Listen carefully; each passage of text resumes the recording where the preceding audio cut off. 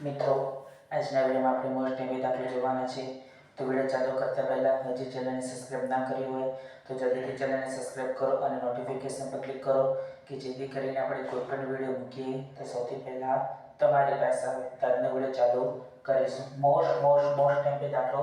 આ ટાઈપના દાખલા બોર્ડની પરીક્ષામાં આવે છે. 11, 17, 23 ... 605 સમાંતર શ્રેણી માટે છેલ્લેથી સાતમું પદ શોધો. એટલે આપણે શું શોધવાનું છે? એ 7 આપણે શોધવાનો છે. તો લખીશું સૌથી પહેલા તો છેલ્લેથી સાતમું પદ એટલે આપણે ઉલટા ક્રમમાં લખીશું. તો લખીશું કે આપેલ સમાંતર શ્રેણીના પદોને ઉલટા ક્રમમાં લખતા. તો ઉલટા ક્રમમાં લખતા એટલે આપણે છેલ્લેથી સ્ટાર્ટ કરીશું. 605 પછી ... 23, 17, 11, રાઈટ.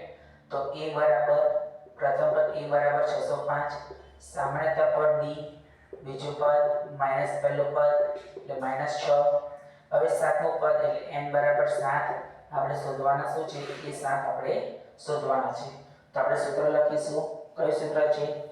an બરાબર a plus n minus 1 into d. a plus n minus 1 into d.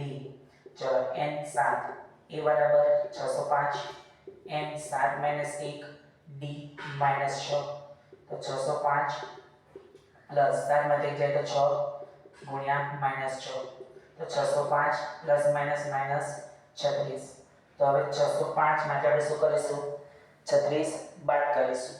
તો 605 એમાંથી આપણે 36 બાદ કરીશું તો 569.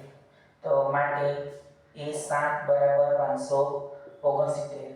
તો આપણે લખીશું કે આ આપેલ સમાંતર